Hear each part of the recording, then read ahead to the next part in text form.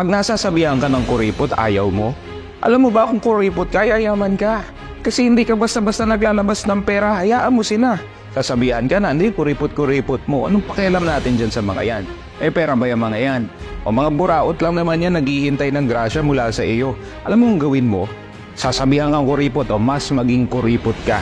Maging masinop ka sa pera. Palaguin mo yung perang yan. Inegosyo mo yan. Sabihan kang kuripot, then so be it. Ako talaga ang pinakakuripot sa buong mundo. Kasi alam ko kung saan pupunta yung pera, dapat ganyan ka.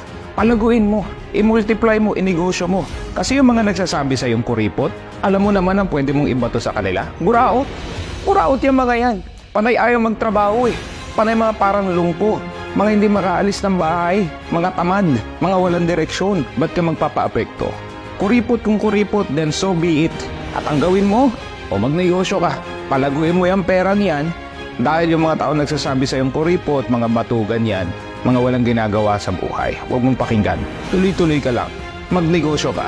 Palaguin mo. At di ako magugulat sa pagiging kuripot mo, narating ang pagiging milyonaryo mo.